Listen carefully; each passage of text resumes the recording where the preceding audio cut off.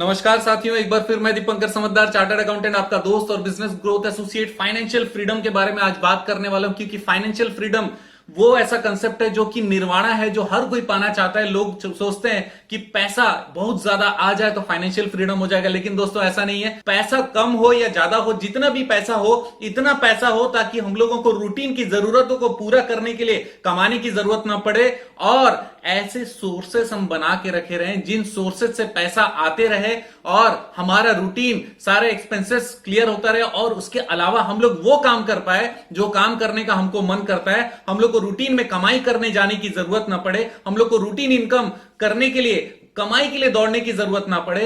हम लोगों को हमेशा अपने पैशन के लिए दौड़ने का समय रहे, हम अपने पैशन के लिए काम करने का समय रहे, अपने हॉबीज के लिए समय देने का समय रहे। तो उसके लिए क्या करना पड़ेगा? सबसे पहले मैं आपको 3 इंपॉर्टेंट टिप्स बताता हूं, उसके बाद फिर मैं आपको कुछ और एडिशनल चीज बताऊंगा ताकि हम लोग को ये फाइनेंशियल कंसेप्ट हमारे दिमाग में आ जाए कि फाइनेंशियल फ्रीडम होता क्या। सबसे पहला पॉइंट यह है कि हम लोग को उधारी देखना पड़ेगा, डेप्ट फ्री होना पड़ेगा। उधारी दो तरीके का होता है, एक वो जो हम लोग को कोई फायदा नहीं देता है और एक दूसरा जो हमको कोई नुकसान नहीं करता। तो जो हमको कोई फायदा नहीं करता उल्टा नुकसान करता है, जैसे क्रेडिट कार्ड का बिल है। क्रेडिट कार्ड एक ऐसा प्रलोभन है जो हम लोग को बार बार ये उत्साहित करता है कि हाँ जेब में कार्ड है, चलो ये चीज खरीद लेता हूं। उसकी जरूरत हमको है कि नहीं हमको पता नहीं। हमारा लाइफ स्टाइल पूरा बर्बाद करने में बहुत इंपॉर्टेंट रोल रहता है क्रेडिट कार्ड का। केवल कुछ ही लोग रहते हैं जो क्रेडिट कार्ड को बहुत अच्छी तरीके से यूज करते हैं, केवल जरूरत के लिए यूज करते हैं, लेकिन मैक्सिमम लोग उसके लिए यूज नहीं करते। जहां पर ऑफर दिखा क्रेडिट कार्ड यूज कर लिया। इसीलिए क्रेडिट कार्ड को यूज करना बंद करना पड़ेगा, या फिर उसको रखे हो तो उसको यूज मत करिए। और उसमें जो भी उधारी है उसको तुरंत चुका दीजिए, उसमें ब्याज बहुत ज्यादा आता है, उसकी कोई छूट नहीं मिलती, ये चीज ध्यान रखिएगा। तो क्रेडिट कार्ड और ऐसे सारे लोन जिसका हम लोग को कहीं पर खर्चा नहीं दिखा सकते, डिडक्शन नहीं ले सकते, उसको पूरा तुरंत बंद करने का जरूरत है। लेकिन एजुकेशन लोन आपको इनकम टैक्स में छूट देता है, हाउसिंग लोन आपको इनकम टैक्स में छूट भी देता है और उसमें इंटरेस्ट रेट भी बहुत कम रहता है। और वो पैसे अगर आप हाउसिंग लोन का ना पे करें और उसको कहीं और पे अगर इंटेलिजेंटली लगाएं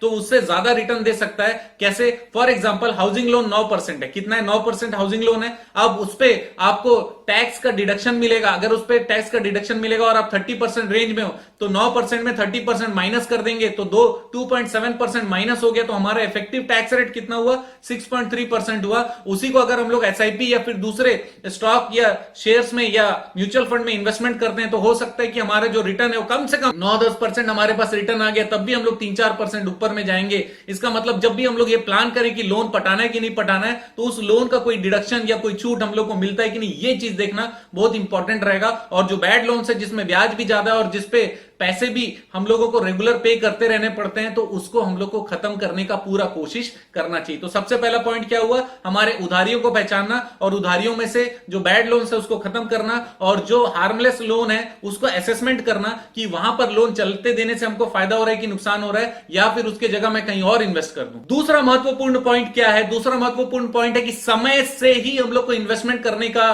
तैयारी करना चाहिए। अगर आपके बच्चे हैं तो बच्चों के लिए आपको सेविंग करने की तैयारी करनी चाहिए। अगर आपकी बेटी है तो बेटी का शादी के बारे में सोचना चाहिए। और ये सारी चीजें तो पुराने जमाने की बात मैंने बोली। अभी पहला डायलॉग ये है कि उनके पढ़ाई और उनके उज्जवल भविष्य के लिए कौन कौन सी तैयारी करनी पड़ेगी, कौन कौन से इक्विपमेंट्स उनको खरीद के देने पड़ेंगे, कौन से कंप्यूटर खरीद के देने पड़ेंगे, कौन सा यूनिवर्सिटी आज आप सोचते हैं कि जिसमें एडमिशन कराना पड़ेगा, उसके लिए आपके पास में पैसे और पैसे का जुगाड़ तैयारी पूरी होनी चाहिए। लोन कहां से मिल सकता है, उस समय मैं कहां से पैसे चुकाने वाला हूं, उसकी तैयारी आज अगर आपके दिमाग में बैठ गई तो आप उसके अनुसार सेविंग चालू करेंगे, उसके अनुसार इन्वेस्टमेंट चालू करेंगे। और इन्वेस्टमेंट आज से शुरू करना पड़ेगा।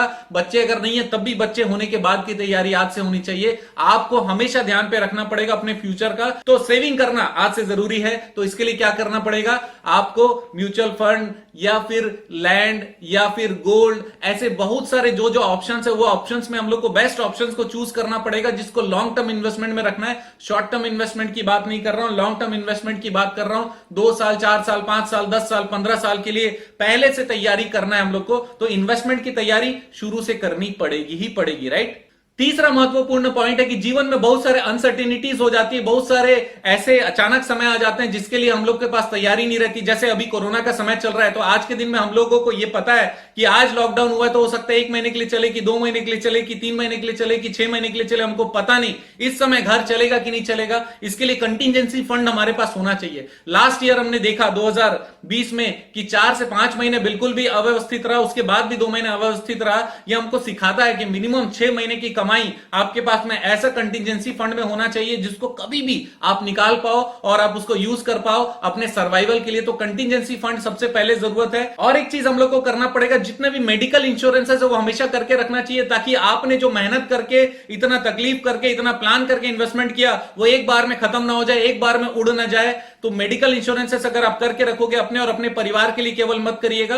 लोग मेडिकल इंश्योरेंस कराते हैं, उनके साथ उनके पेरेंट्स भी रहते हैं, पेरेंट्स का नहीं कराते हैं। मैं आपको बता देता हूं, छूट भी जो मिलती है वो केवल आपके और आपके बच्चों के मेडिकल इंश्योरेंस की मिलती है, और आपके पेरेंट्स को इंक्लूड नहीं किया जाता, उनके लिए अलग से मेडिकल इंश्योरेंस करना पड़ेगा। और कहीं से भी अगर मेडिकल का कोई इशू आ गया तो उस समय पैसे हमारे भी लगने वाले हैं। इतना अवेयरनेस आपके पास होना चाहिए, क्योंकि आप ये वीडियो देख रहे हो तो आपकी जिम्मेदारी है कि अपने भी इंश्योरेंसेस कराओ, अपने फैमिली के और अपने पेरेंट्स का भी इंश्योरेंसेस कराओ। जितने भी डिपेंडेंस आपके फैमिली में है वो सारे का इंश्योरेंस में एक नॉमिनल अमाउंट पे कर दिए तो हमारा जो सेविंग है वो हमेशा सेफ रहेगा, इसकी गारंटी होती है। तो दोस्तों मैंने 3 चीज तो आपको बताई। कौन सी 3 चीज बताई? सबसे पहला लोन खत्म करने की बात, दूसरा अर्ली इन्वेस्टमेंट करने की बात, तीसरा कंटिजेंसी की बात। कंटिजेंसी में 2 चीजें मैंने बताई। सबसे पहला यह कि हम लोग को कम से कम 6 महीने के खर्चे के बराबर अमाउंट रखना चाहिए, दूसरा मेडिकल इंश्योरेंस रखना चाहिए। लेकिन ये सब कब होगा? जब आप अपने लाइफ स्टाइल को सिंपल रखोगे, आप केवल जरूरत की चीजों के लिए आज ध्यान दोगे, आप एक्स्ट्रा वैगन्स खर्चा नहीं करोगे, लोगों को दिखाने के लिए खर्च नहीं करोगे, आप सेविंग करने की आदत डालोगे, आप अपना जो तरीका है, तौर तरीका है जीने का, उसमें जरूरत की चीजों को सबसे ऊपर मान दोगे, और उसके बाद जो भी है आपको केवल ये असेसमेंट करना है, इसमें लगाऊं या इन्वेस्ट कर दूं अपने बच्चे के लिए, इसमें लगाऊं या इन्वेस्ट कर दूं अपने फाइनेंशियल फ्रीडम के लिए, इसमें लगाऊं या इन्वेस्ट कर दूं अपने पत्नी, अपने माता पिता के इलाज के से संबंधित इंश्योरेंस का प्रीमियम पटाऊं। ऐसे सारी चीजों का आपको सोचना चाहिए। दोस्तों मैं कहीं भी नहीं कह रहा हूं कि आपको खर्चा कम करना चाहिए, मैं बोल रहा हूं खर्चा जितनी जरूरत है उतना जरूर करना चाहिए। उसके ऊपर आप ऐसा सोर्स बनाइए जहां से रेगुलर इनकम आ रहा है, उसमें से अगर आप कुछ खर्च करोगे आपको मजा आएगा। लेकिन आपका एक ही सोर्स है, उसमें से आप बचत भी करना है, उसमें खर्च भी करना है, उसमें आपको सेव भी करना है, उसमें आपको इंश्योरेंस भी पे करना है, आपको परेशानी होगी। तो दोस्तों फाइनेंशियल फ्रीडम के लिए ये 3 चीज और अपने लाइफ स्टाइल और सेविंग को आपको तैयार रखना पड़ेगा। आपको जीतना होगा, आपको फाइनेंशियल फ्रीडम पाना ही होगा, तब जाकर आप अपने और अपने परिवार का पूरे जिम्मेदारी को पूरा कर सकते हैं। दोस्तों वीडियो को शेयर जरूर करिएगा, कमेंट और लाइक करना मत भूलिएगा, क्योंकि आप जानते हैं मेरा मिशन है हमेशा आप लोगों की मदद करना और समय पर सारी जानकारी देना। तो बने रहिएगा मेरे साथ। आपका दिन जबरदस्त और शुभ हो।